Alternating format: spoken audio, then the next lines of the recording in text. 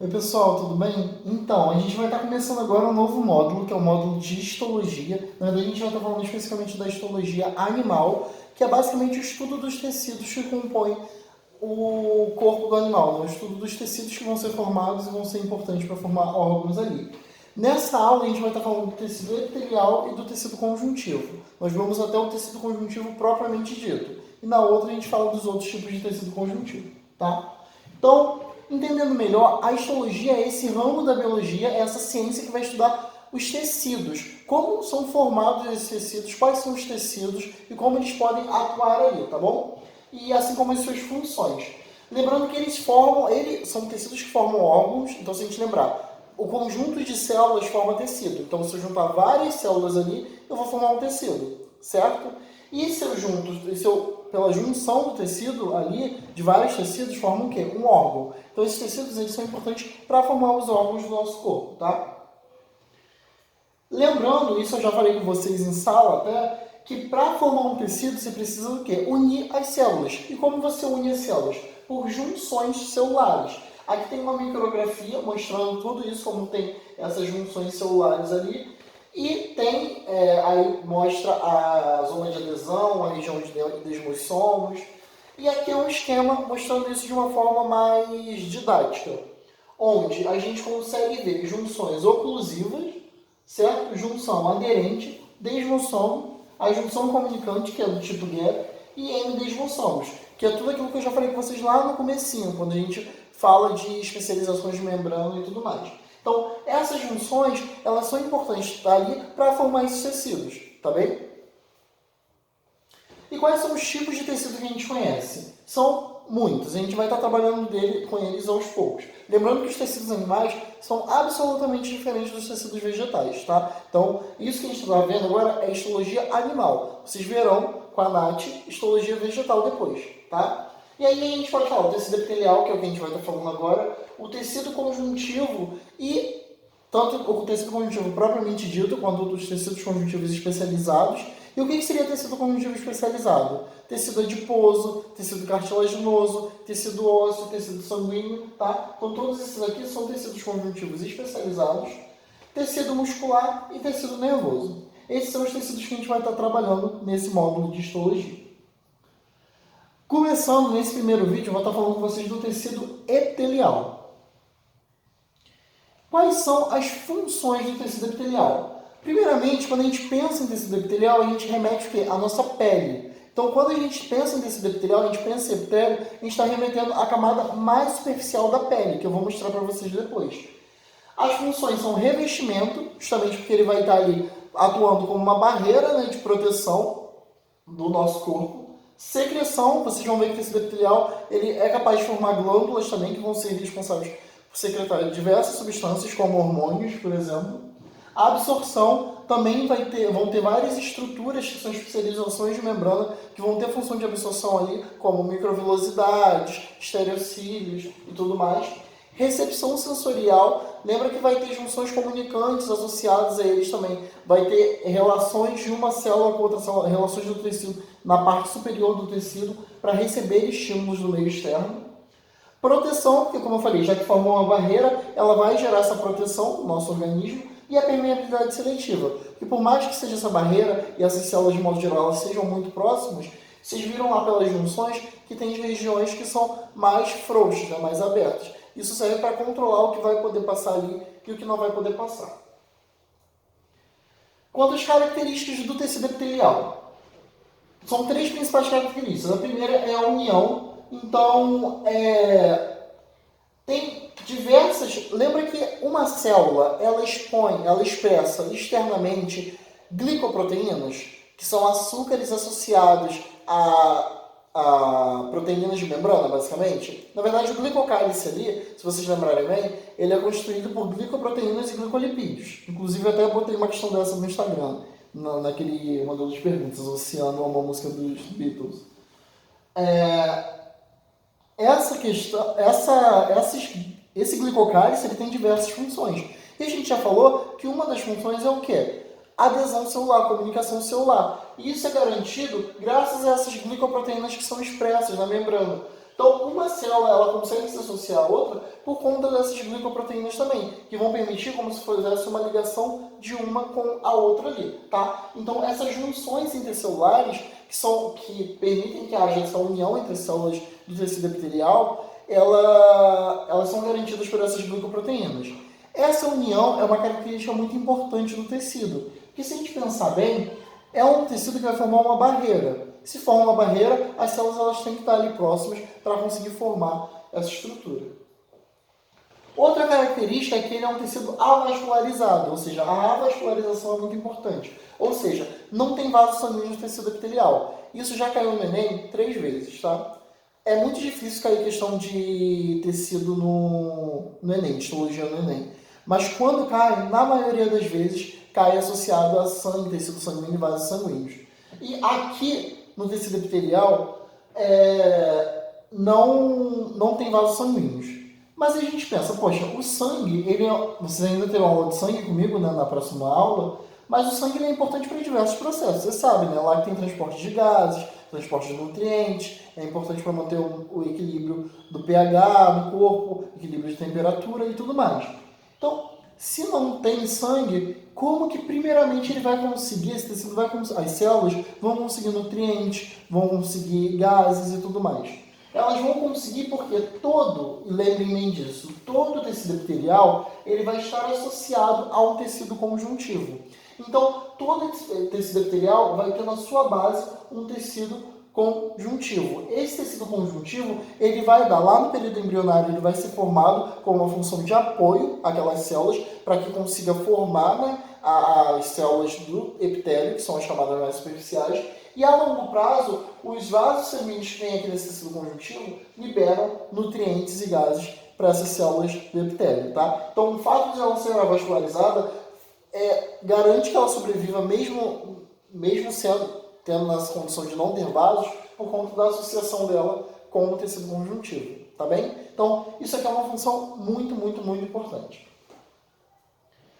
Outra característica é a polaridade celular. O que é polaridade celular? Por mais que morfologicamente as células elas sejam praticamente a mesma, né, iguais, elas são, em cada parte dela, em cada lado dela, vão ter estruturas diferentes. Então pode ter especializações de membrana ali. Quais são as especializações de membrana? Microvilosidades, estereocílios, cílios, tá? Então, todas essas especializações que eu falei com vocês lá no começo do ano, por isso que eu disse que era muito importante para vocês entenderem depois, a gente vai estar trazendo aqui para a histologia. Então aqui, por exemplo, nesse esquema, a gente consegue perceber que tem uma especialização aqui, né, que pode ser um cílio, uma microvilosidade, um estereocílio, tá?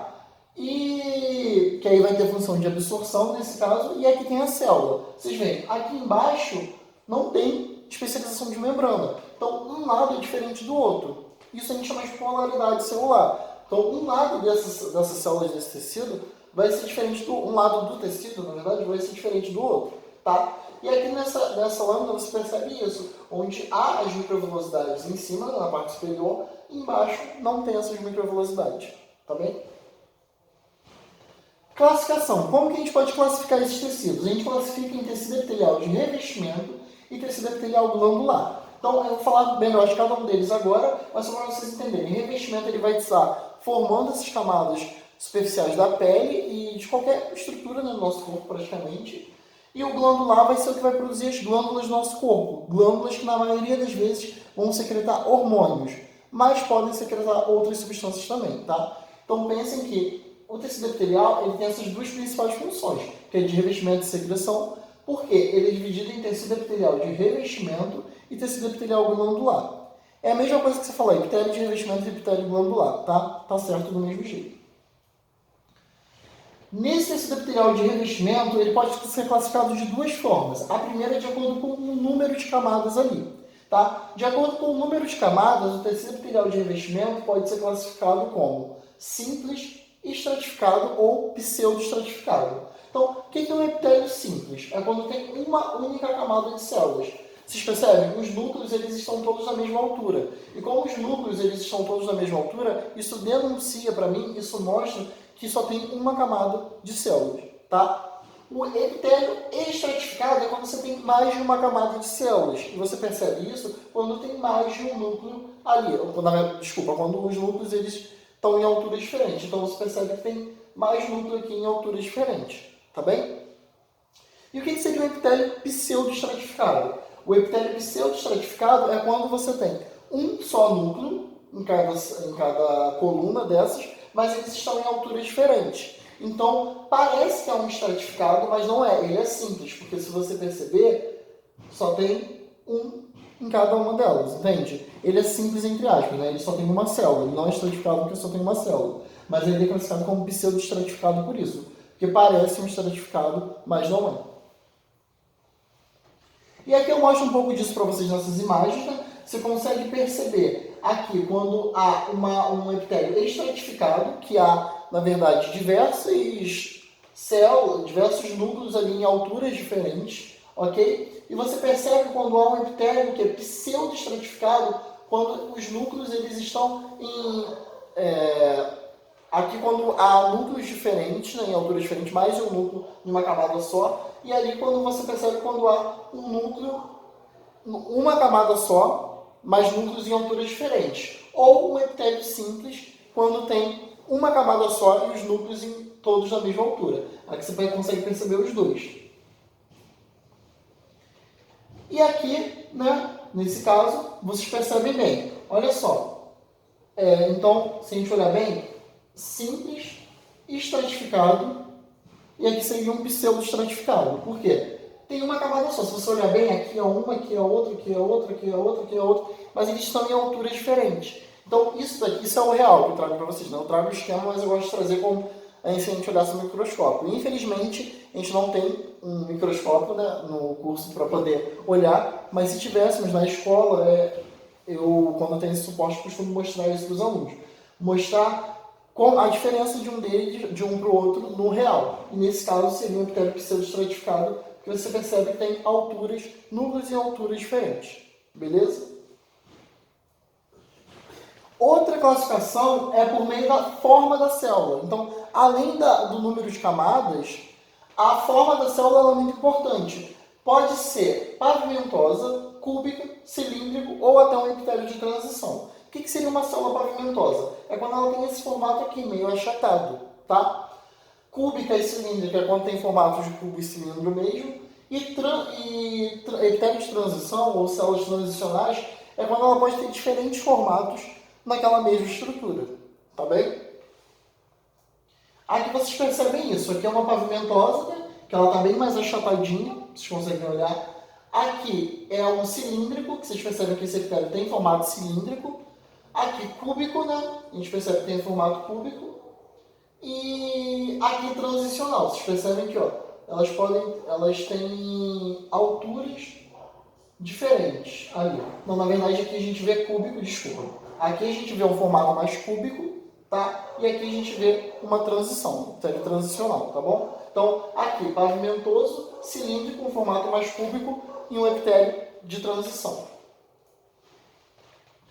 E o tecido epitelial glandular? Então, tudo que a gente viu ali foi do tecido epitelial de revestimento, que tem a função o quê? Revestir o corpo, formar aquela barreira de proteção ali, aquela barreira que vai estar revestindo, protegendo e permitindo a estruturação do nosso corpo. E o tecido epitelial glandular? Ele é um pouco mais difícil, porque ele tem que ter uma visão... tem menos coisa para falar dele, mas para entendê-lo, precisa ter uma visão um pouco mais do conjunto de coisas ali, tá? Fica muito mais claro quando eu dou o sistema endócrino para vocês, que vocês pensam nas glândulas endócrinas, secretando hormônios e tudo mais. Esse tecido epitelial glandular, ele vai ter a função de quê? Nesse epitélio, o que acontece? Vai estar sendo formado, abaixo dele, associado a ele, você tem um tecido conjuntivo, certo? E entre isso tem a lâmina basal. Então aqui tem o tecido conjuntivo e a lâmina basal, que é essa linha que vai estar associando o epitélio ao conjuntivo, beleza? E, nesse caso, essas células, é como se elas começassem a migrar ali e formar uma espécie de ducto. Essa porção que acaba sendo mais interna é o que a gente chama de porção secretora. E nessa porção secretora que vai ser liberado o quê? a secreção que você quer ali, que aí pode ser o hormônio ou qualquer outra substância que seja. Então, através desse dobramento aqui do epitélio e da formação dessa porção secretora, é que a gente diz que há a formação de uma glândula, tá? Então, a formação de uma glândula é justamente quando há esse dobramento desse epitélio para a formação dessa porção secretora. Essa glândula ainda pode ser dividida em endócrina ou exócrina. Exócrina vai ser quando ela mantém a ligação com o epitélio por meio desse ducto e aí consegue liberar a secreção para fora. E endócrina é quando ela perde a ligação do epitélio pelo ducto, então libera a secreção direto na corrente sanguínea. Percebe que ela tem vários capilares associados a eles? Então, a endócrina ela vai ter essa característica de perder essa ligação com o epitélio pelo ducto e, devido a isso, ela libera a secreção onde? Direto na corrente sanguínea. E a exócrina, ela mantém essa ligação com o ducto. Então, libera a secreção lá para o meio externo, tá? Ao formar essa estrutura, essas estruturas que são formadas de ducto e porção secretora, nós chamamos de parênquima e estroma, tá? Lembrem disso que isso já caiu no vestibular. Então aqui é a explicação do que é endócrina e do que é exócrina, tá? E existem também glândulas mistas, que elas podem ter, em parte, associação com uma parte de associação com o ducto, né? Ali ainda, e liberar parte da substância para o meio externo, parte da secreção, né, para o meio externo e parte da secreção na corrente sanguínea, tá? Elas também podem ser classificadas quanto ao modo de secreção, podendo ser classificadas como holócrina, merócrina e apócrina. Nesse aí, eu vou explicar, aqui está a explicação, né, detalhada, mas eu vou explicar por imagem que fica melhor. O que é uma glândula holócrina? A glândula holócrina é aquela que a secreção ela vai ser liberada, vai ocorrer a formação dessa secreção que vai ser mantida ali na célula e ocorre o processamento disso até que a própria célula seja resultado dessa secreção. Então, quando isso é liberado com a célula, com a desintegração da célula, porque a própria célula foi resultado desse processo de secreção. E aí o que acontece? À medida que vai liberando essas células ali, com esse resultado de secreção, as células que se mantêm aqui já realizam mitose para reconstruir aquilo que foi perdido. Então, gera um certo dano, né, a princípio, perder aquelas células, mas logo após já é reconstruído, porque essas células elas sofrem mitoses ali para recuperar, tá? E na porção merócrina? Na porção merócrina é quando há a secreção e esse produto da secreção é liberado por exocitose. Então não há dano nenhum, na verdade nenhuma célula vai sofrer ali. As células elas vão secretar aquela substância e vão liberá-las por exocitose por meio dessa porção secretora mesmo, tá? E a apócrina é quando essa secreção ela é produzida e ela é arrancada da célula. Então parte da célula ela é perdida junto com a secreção. Nesse caso causa prejuízo para as células, né? Causa prejuízo para a glândula, porque parte da célula ela vai ser perdida ali junto com a secreção. Então ele secreta e libera parte da célula junto, de uma forma como se estivesse arrebentando aquilo mesmo. Gente, eu vou parar esse vídeo aqui para não ficar tanta coisa e no próximo vídeo eu falo sobre o tecido conjuntivo propriamente dito.